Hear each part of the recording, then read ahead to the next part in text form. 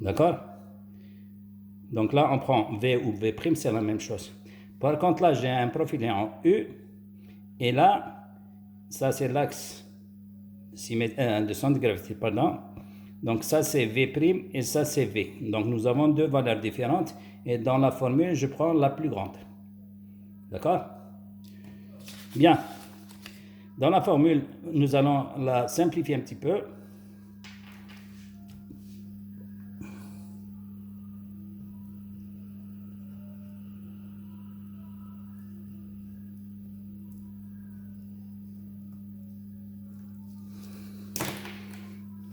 Donc, voici la formule finale. Sigma max égale à M max sur W. Qu'est-ce que j'ai fait là? J'ai remplacé I sur V par W. Ce W, nous allons le trouver dans le catalogue des pales planches. Et la condition de stabilité, c'est que cette contrainte maximale doit être inférieure ou égale à sigma 1. D'où une autre formule.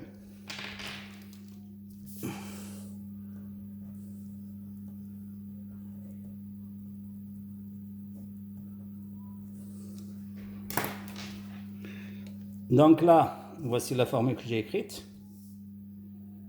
W est supérieur ou égal à M max sur sigma. C'est une valeur qu'on va calculer, déterminer, et nous allons aller vers le tableau des pales planches et nous allons choisir une pale planche ayant une valeur ici légèrement plus grande que la valeur qu'on aura trouvée. Donc voici la suite du cours.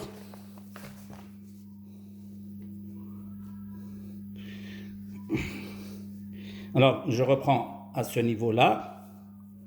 Pour dimensionner la pale planche, on détermine le moment max. Ce moment max correspond à un effort tranchant nul, donc à un équilibre entre la poussée et la butée.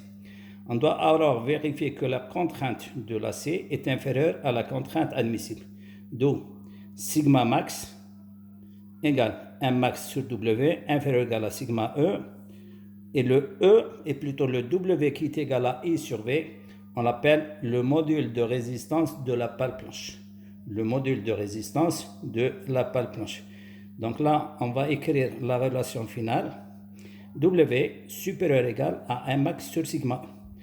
Donc, cette relation consiste à déterminer le module de résistance approprié.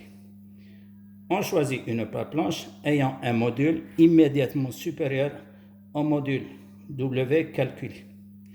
Bon, on a déterminé le W, on a déterminé la fiche, mais dans les calculs qu'on avait adoptés, on a pris deux états d'équilibre limite, c'est-à-dire la poussée qui est un état d'équilibre limite actif et la butée, c'est un état d'équilibre passif.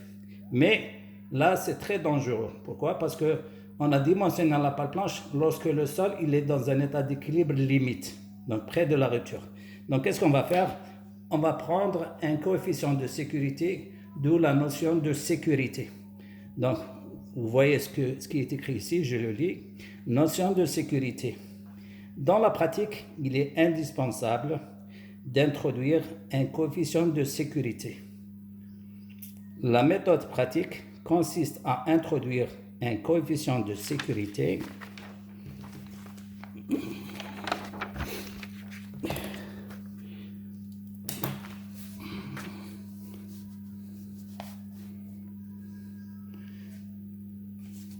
Donc, la philosophie de la chose, c'est quoi? C'est que nous avons d'un côté des actions et de l'autre des réactions.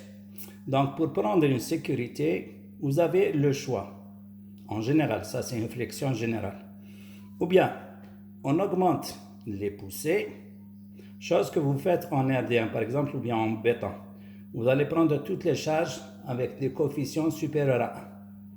Charge permanente, surcharge, etc. Mais vous avez des coefficients supérieurs à 1. Donc, vous prenez une charge plus grande.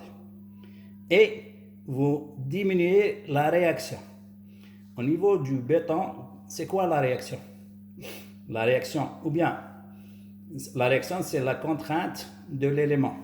Si vous avez du béton, c'est la contrainte du béton. Si vous avez de l'acier, c'est la contrainte de l'acier. Mais est-ce que vous prenez la contrainte limite ou bien une contrainte plus faible? La réponse, c'est que vous prenez une contrainte plus faible. Donc, d'un côté, vous avez pris une action plus grande, de l'autre, vous avez pris une réaction plus petite. Dans les pales planches, qu'est-ce qu'on fait?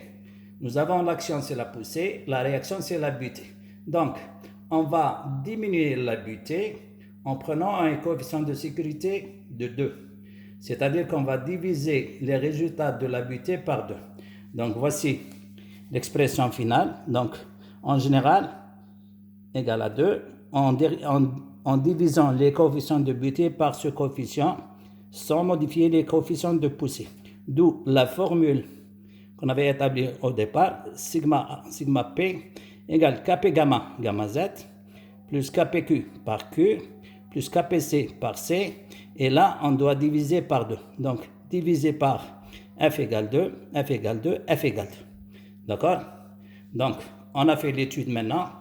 Donc, à partir de ça, on va reprendre tout ce qui a été fait au niveau de la butée et tout ce qui a été fait au niveau des équations.